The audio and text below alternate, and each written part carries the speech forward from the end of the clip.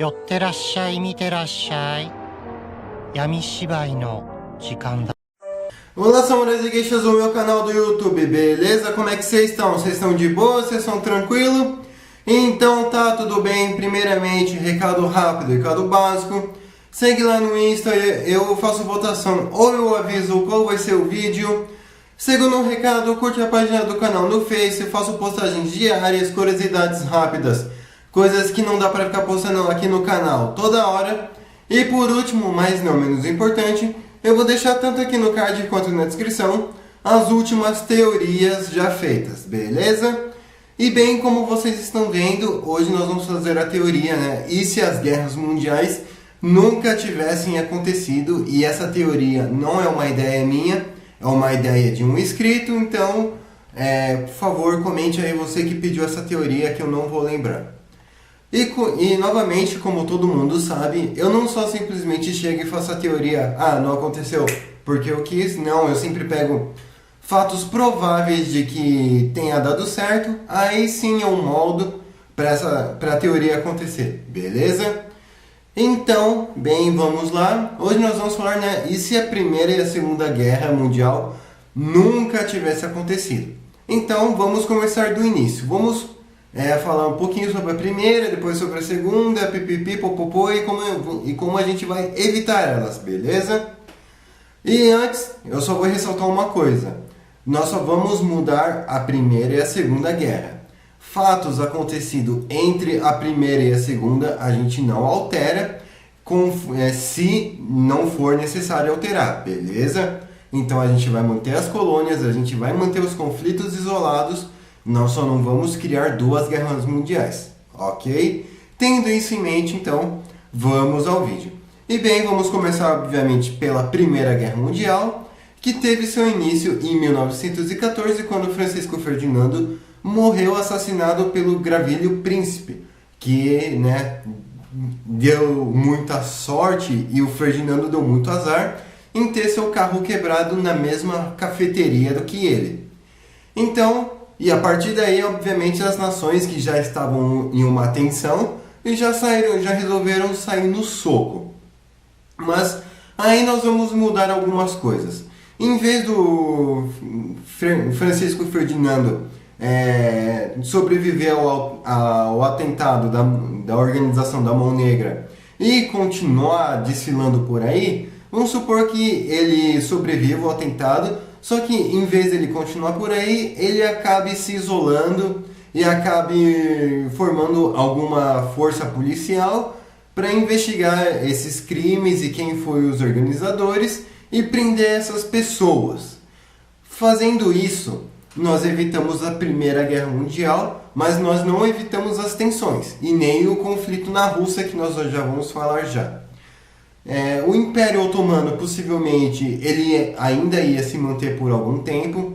A Alemanha, ela não perderia a monarquia, contudo, ela não necessitaria de outros partidos, inclusive o Nacional Socialista, que estaria de fora de vez das eleições, e assim como o Partido Comunista, que, calma lá que nós já vamos moldar aí.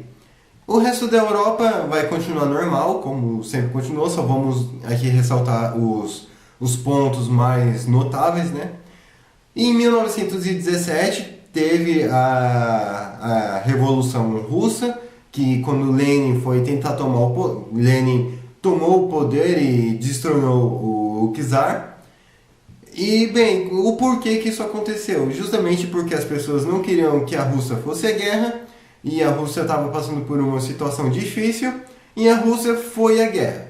Então, com isso, o Lenin, com o discurso comunista, foi lá e conseguiu juntar um grande pessoal e fazer a revolução, e ele ganhou e transformou a Rússia na União Soviética.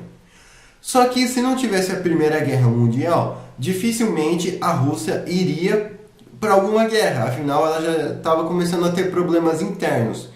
E com isso ela conseguiria pelo menos evitar uma grande parte da população de simpatizar com o comunismo. E caso o Lenin tentasse tomar o poder, as pessoas iam ver, iam pensar, Poxa, o Tsar, ele tá aqui, tá ajudando a gente, tá tentando fazer o máximo, e essas pessoas ali vão lá e tentam derrubar o cara. Possivelmente, além disso, ele teria muito mais dinheiro e soldados para investir na captura dos comunistas e evitar que a Rússia se torne a União Soviética do que se ele tivesse ido à guerra. Só que beleza, ainda assim teve a Guerra Civil Russa, isso a gente não vai alterar. E essa Guerra Civil Russa ela vai poder ser entre o Exército Branco e o Exército do Czar, justamente pelo fato do Exército Branco querer uma monarquia mais leve, algo mais constitucional, então isso a gente mantém. Mas a gente não vai destronar a monarquia russa. Evitando a Revolução Russa, nós evitamos muitas influências que o Lenin teve nos outros países, como por exemplo no Ho Chi Minh, que depois da Primeira Guerra Mundial foi no Tratado de Paris, que ele acabou se juntando ao Partido Comunista Francês, que dizia que ia ter a independência da França e que ia dar a independência do Vietnã. Então ele ia ver que isso ia ser uma fraude, possivelmente, não sei, pois o mesmo já dizia, sou mais nacionalista que comunista. Ele disse isso em uma reunião com o próprio Lenin, que foi o que afastou o Lenin de Ho Chi Minh. Então, ele possivelmente não iria ter o Lenin para conversar. Então, ele ia ver alguma outra potência, como a Inglaterra, como a Rússia, ou até mesmo a própria China, que nesse tempo ainda não era comunista, ainda ia levar um tempo, mas ela já estava perdendo o poder ali dos senhores da guerra, então era bem provável que os chineses ajudassem os vietnamitas em vez dos comunistas. E é só uma suposição, tá? Não estou dizendo que o Ho Chi Minh ele iria largar o comunismo, não. Bem, talvez ele poderia ter algumas coisas bem de esquerda, mas, digo, um comunismo ferrenho, eu não creio que seria. Então, mas eu também não estou dizendo que o Vietnã não iria ser comunista, tá? Calma lá, minha gente, calma lá. Ok, a gente conseguiu alterar algumas coisinhas aí.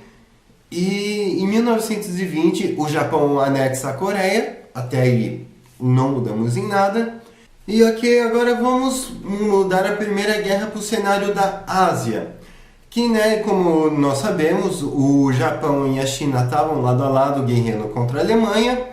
Só que, como não teve guerra, afinal, por que o Japão ia declarar guerra à Alemanha? O Japão ia ficar de fora, porém a China guerrearia contra a Alemanha sim, mas não contra literalmente o país, e sim contra a colônia, contra Qingdao, justamente, né, para eles terem aquele pedaço de volta. É como eu disse no começo do vídeo, nós vamos eliminar toda a guerra mundial, mas nós não vamos eliminar conflitos de independência entre outros, beleza?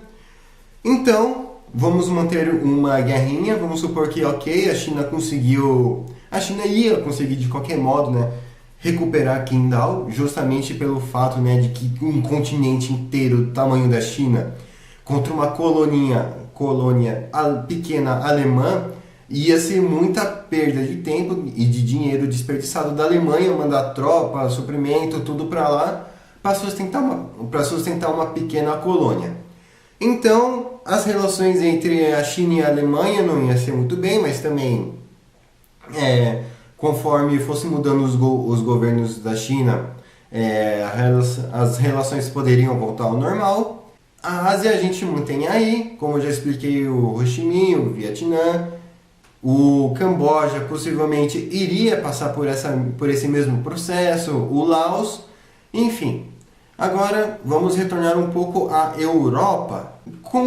Se não tivesse a União Soviética, não ia ter medo de uma ameaça comunista. Tipo, não digo que não ia ter medo, né? Mas o comunismo não seria visto com bons olhos, uma vez que a propaganda anticomunismo seria muito mais forte. Então, discursos como o do Mussolini, como o do Adolf, não seriam tão fortes também. Afinal, as pessoas iriam preferir os governos atuais. Isso é, se os governos atuais estivessem atendendo os requerimentos do povo. Então, mas eu acredito que sim, justamente pelo fato deles terem dinheiro para investir no país e não ter dinheiro para jogar fora numa guerra, então é bem provável que sim, eles investiriam bastante no país e que o comunismo e todos esses outros ismos que vocês entenderam, é bem provável que eles não seriam necessários e que eles não entrariam no poder.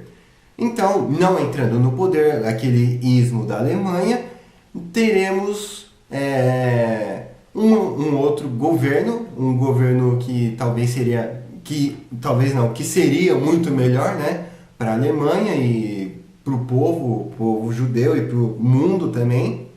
Se não tivesse o Benito na Itália, também seria um outro tipo de governo e que também não influenciaria outros países como Espanha, Portugal, Japão e entre outros aí mundo inteiro, inclusive também a China. Não vou tirar aí também a responsabilidade dela, que sim, também teve.